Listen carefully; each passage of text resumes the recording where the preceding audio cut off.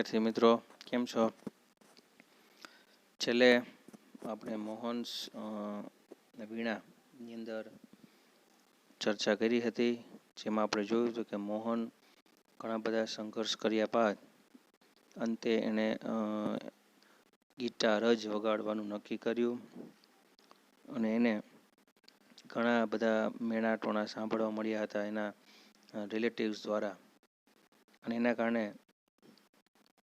Mohan was depressed and cried for the whole night.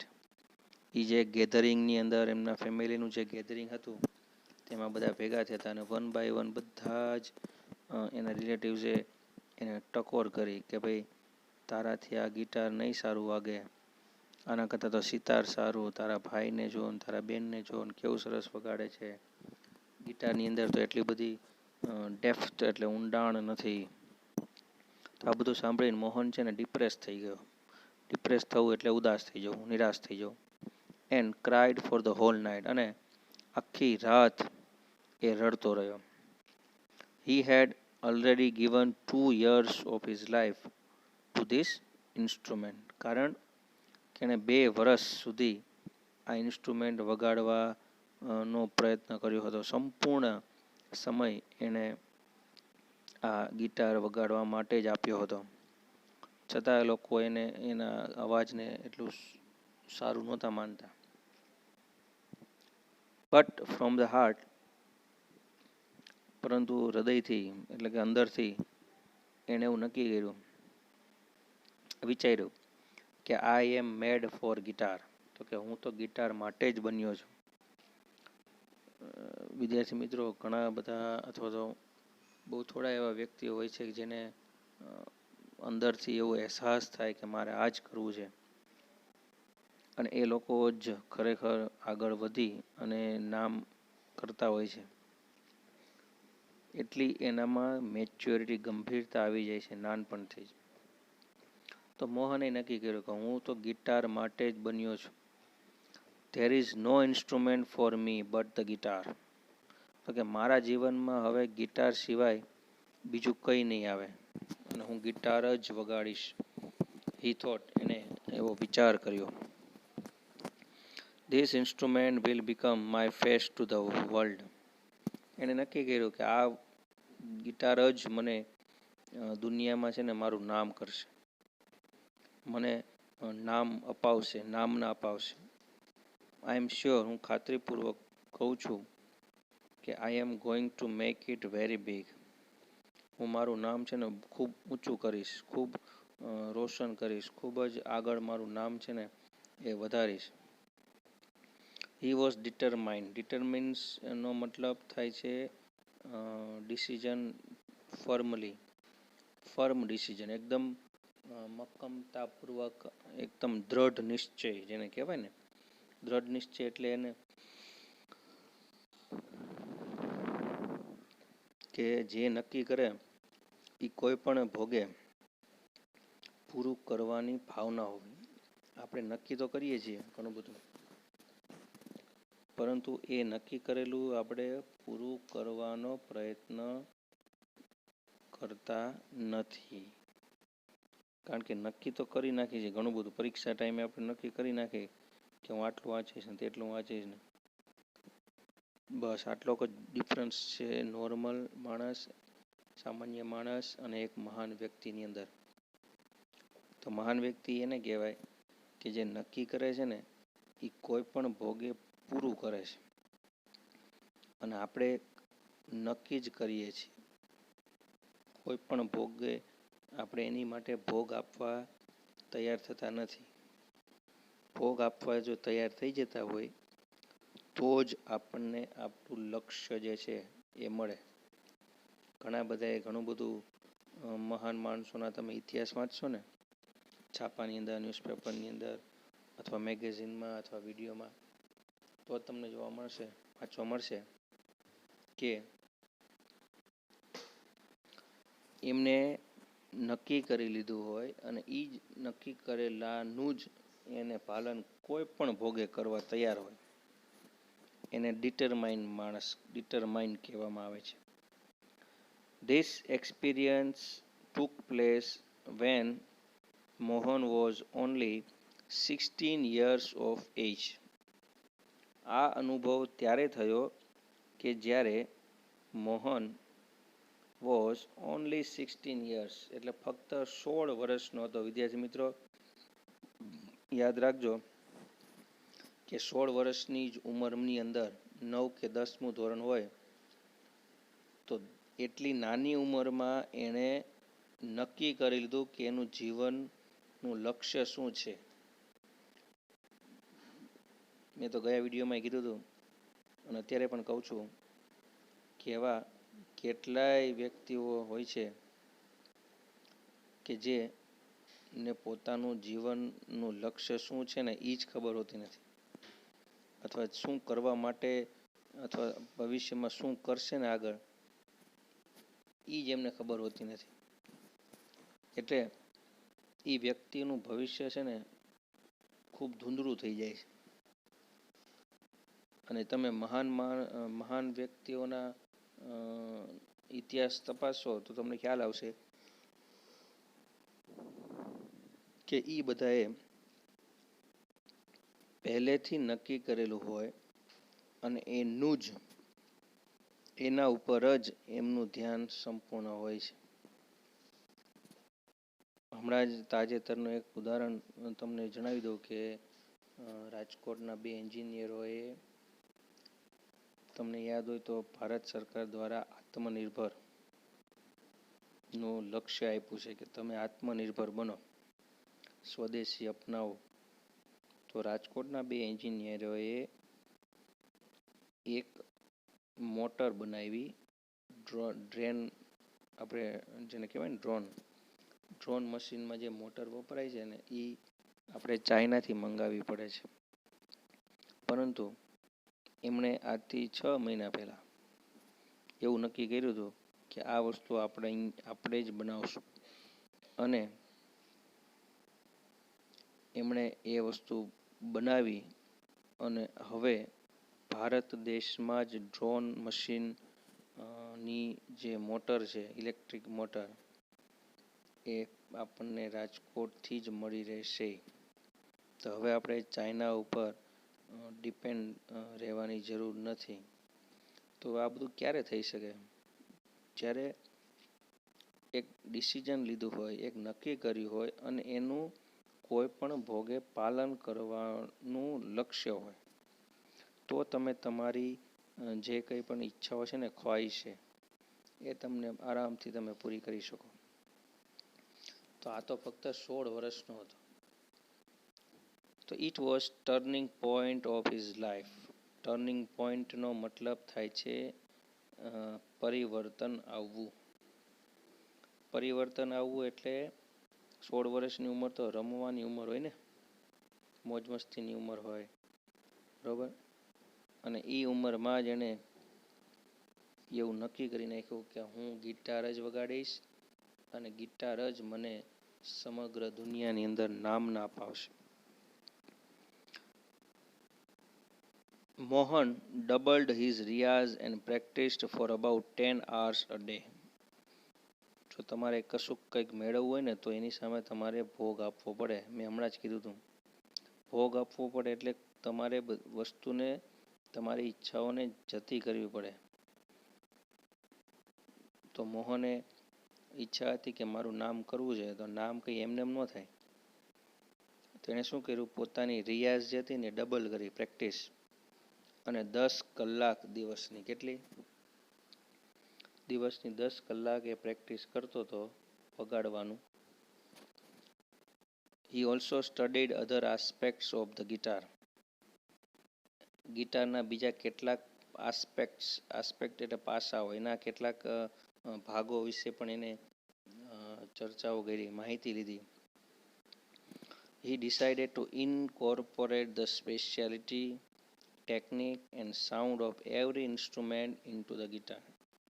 ઇનકોર્પોરેટ કરવું એટલે જોડાણ કરવું. ગિટારની અંદર કઈ કઈ વસ્તુનું જોડાણ છે, એમાં કઈ ટેકનિક વપરાય છે, એનો અવાજ કેવી રીતે ઇમ્પ્રૂવ કરી શકાય, એની માટેની એણે સંપૂર્ણ તાલીમ જે લેવાની હતી એ તાલીમ લીધી અને એનું બધી જ બાબતોનું બારીકાઈપૂર્વક એને નિરીક્ષણ પણ કર્યું. He wanted to invent something. Invent કરવું એટલે નવી વસ્તુની શોધ કરવી, અને ડિસ્કવરીનો મતલબ જે વસ્તુ હયાત છે પણ આપણને જાણ નથી એને બહાર લાવવું, એને ડિસ્કવરી કહેવામાં આવે છે. અને ઇન્વેન્ટ એટલે જે નવી જ વસ્તુની શોધ કરવામાં આવે એને ઇન્વેન્શન, એના ઉપરથી ઇન્વેન્શન શબ્દ આવ્યો. તો એણે કંઈક નવું ઇન્વેન્શન એટલે શોધ કરવાનું નક્કી કર્યું. which gave the sound and tune of the western guitar but could be played like an Indian veena. Indian veena વગાડતા હોય એવું જ લાગવું જોઈએ, પણ અવાજ જે છે એ ગિટાર જેવો આવે એવું એને એવું થાય એવું ઇન્સ્ટ્રુમેન્ટ એને બનાવવાનું નક્કી કર્યું. Not only the sound that my instrument produces is important, but also it must express my vision, what I want to say through the instrument. જો નોટ ઓનલીથી શરૂઆત થયું છે પહેલું વાક્ય, અને બીજું વાક્ય બટ ઓલ્સો વાળું પણ છે, તો આ બે શબ્દ છે ને એ કન્જંક્શન તરીકે વપરાય છે. કન્જંક્શન એટલે સંયોજક. એ બે વાક્યોને જોડે છે. એમાં વાક્યની શરૂઆત હંમેશા નોટ ઓનલીથી થાય અને બીજા વાક્યની શરૂઆત બટ ઓલ્સોથી થાય. તો શું કહે છે? નોટ ઓનલી એટલે ફક્ત ઇન્સ્ટ્રુમેન્ટનું સાઉન્ડ જ વધારવાનું લક્ષ્યાંક નથી, પરંતુ it must also express my vision, પણ એનાથી એ અવાજથી એક નવું વિઝન ઊભું થાય. વિઝન એટલે વિચાર, એક નવો વિચાર ઊભો થાય એવું મારે ગિટાર વગાડવાનું નક્કી કરવું છે.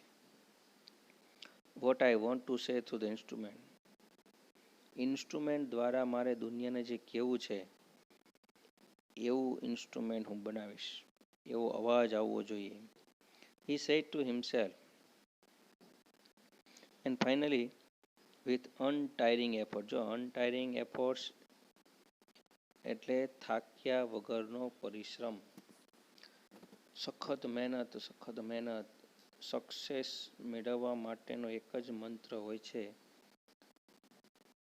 વર્ક હાર્ડ અથવા હાર્ડ વર્ક. સખત મહેનત કરશો. And understanding of ragas. એને જે રાગની પણ સમજણ મેળવી, એટલે રાગ પણ એ શીખ્યો, અને સખત મહેનત કરવાને લીધે હી ક્રિએટેડ ધ વન્ડરફુલ મોહન વીણા. એના કારણે એને પોતાનું એક વીણા, એને મોહન વીણા તરીકે નામ આપ્યું, એનું એક સર્જન કર્યું. Today the world knows Mohan as Pandit Vishwa Mohan Bhatt, winner of a Grammy award. Grammy award એક સંગીત ક્ષેત્રનું સૌથી મોટામાં મોટું એક સન્માન છે વિદ્યાર્થી મિત્રો, કે જે એમણે મેળવ્યું હતું, અને એમનું આખું નામ છે પંડિત વિશ્વ મોહન ભટ્ટ, કે જેઓ ગ્રેમી એવોર્ડના વિજેતા પણ રહી ચૂક્યા છે. I just followed my hearts passion and here I am, said Mohan at the award ceremony in 1993. 1993માં એમને આ એવોર્ડ મળ્યો હતો, અને એ એવોર્ડ સમારંભમાં એમને એટલું કીધું કે મને, એટલે કે મેં માય હાર્ટ્સ પેશન, મારા હૃદયની તીવ્ર ઝંખનાને મેં ફોલો કર્યું. હૃદયની તીવ્ર ઝંખના એટલે હૃદય પ્રમાણે જે મન, એમ કહેવાય ને, મન જે કહે ને એમ, એ પ્રમાણે મેં કર્યું છે. ઘણા ડિસિઝન મગજથી લેવાના હોય છે, લેતા હોય છે, અને ઘણા મનથી લેતા હોય છે. તો કે મેં દિલથી નિર્ણય લીધો હતો કે હું ગિટાર જ વગાડીશ. અને અત્યારે 1993માં એમને એવોર્ડ મળી ગયો છે અને અત્યારે પણ એ હયાત છે અને રાજકોટની અંદર પણ તેઓ વગાડવા માટે આવી ચૂક્યા છે ઇન ધ પાસ્ટ, ભૂતકાળની અંદર.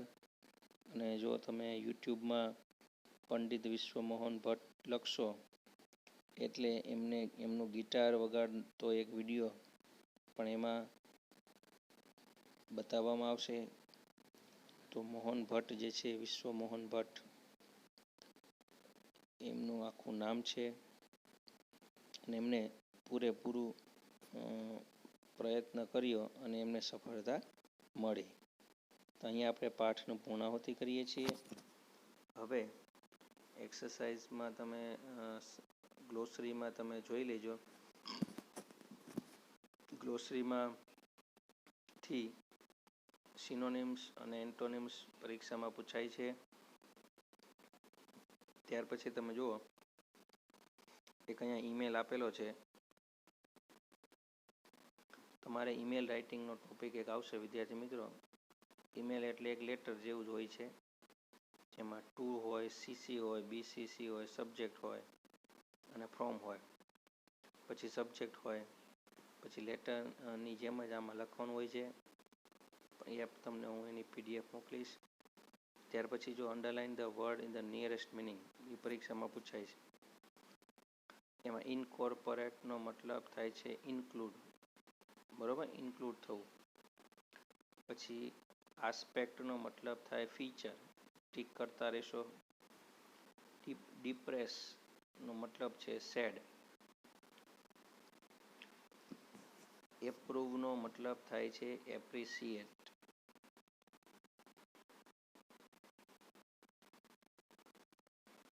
પછી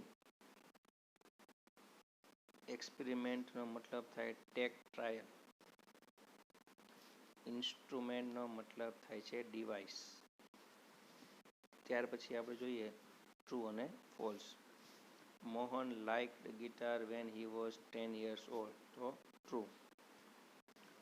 Mohan's father did not approve his love for guitar. તો true.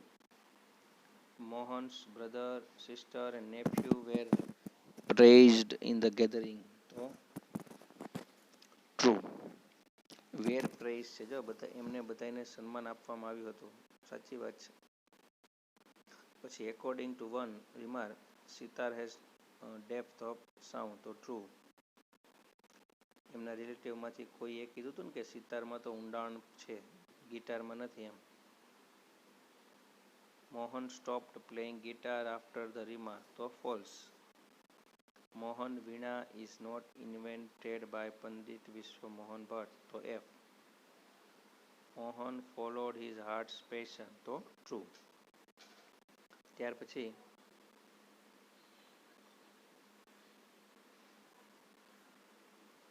હવે આગળ જોઈએ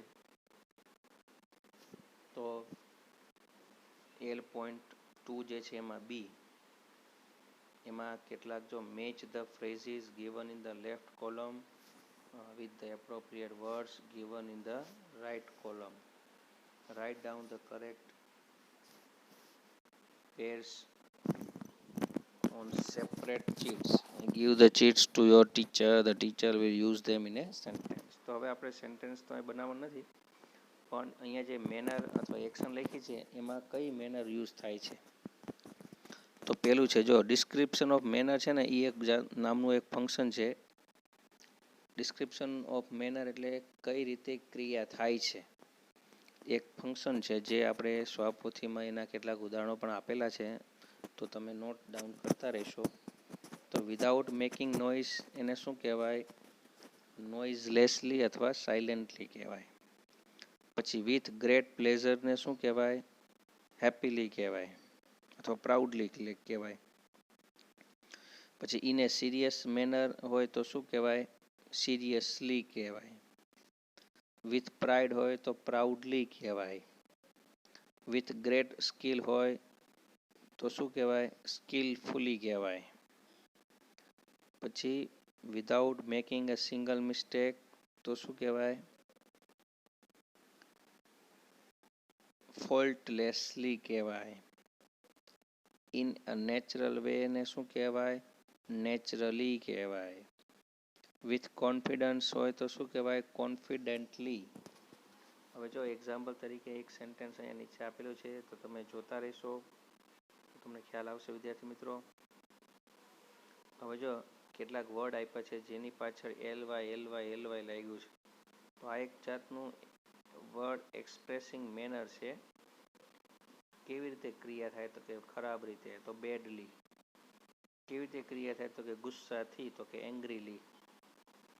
ગુસ્સો શબ્દ અલગ છે અને ગુસ્સાથી તો ક્રિયા છે ને એને દર્શાવતું શબ્દને ક્રિયા વિશેષણ કહેવામાં આવે છે.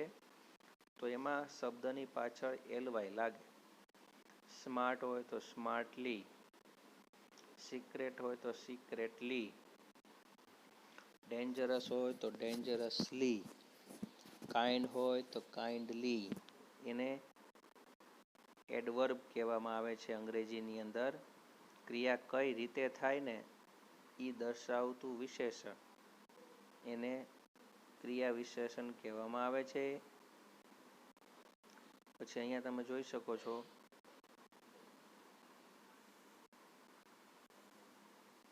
કેટલાક શબ્દો પણ આપેલા છે. પછી જો અહીંયા L.5 place the word expressing manner frequency at the correct place, indicate the place by the sign. જ્યાં લીટા કઈ જગ્યાએ શબ્દ લખવાને એ તમને પેલું ઉદાહરણ તરીકે આપ્યું છે. The new boy quietly waited outside the principal's office. બીજું વાક્ય છે we go to the zoo ની જગ્યાએ we often go to the zoo and stay for an hour or two there. તો often અથવા usually, તો usually પણ લખી શકાય. બધામાં usually ચાલશે. Mahesh fell down yesterday, he drove his new bicycle. તો અહીંયા લખવાનું Mahesh fell down carelessly yesterday and he drove his new bicycle. પછી everyone should અથવા should be kind to animals ની જગ્યાએ everyone should be always kind to animals. પછી all the students were surprised when he cried loudly in the class. હવે કેટલાક word આપ્યા છે જો quickly, slowly, angrily, joyfully, quietly, loudly, fearfully, proudly, secretly, silently, childlessly અને painfully. તો એમાં શબ્દમાંથી વાક્ય બનાવવાના હોય છે. એ એક મેનર છે. બાકી તો માય હોબી વિશે એસે લખવાનો છે. એ એક આઈએમપી ટીક કરી નાખશો તમે. એસેની બુક અથવા ગમે અહીંયાથી નવનીતમાં પણ કદાચ હોય તો માય હોબી વિશે તમે એસે લખી નાખશો. અને અહીંયા these are the photos of Veena.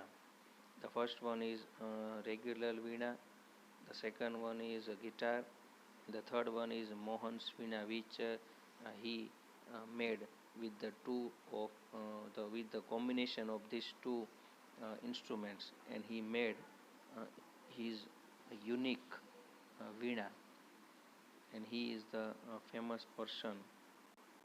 So friends, this is the end of our lecture.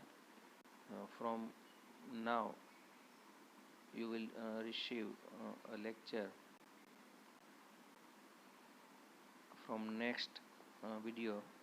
We will learn our next chapter. So till take care, goodbye, have a nice day.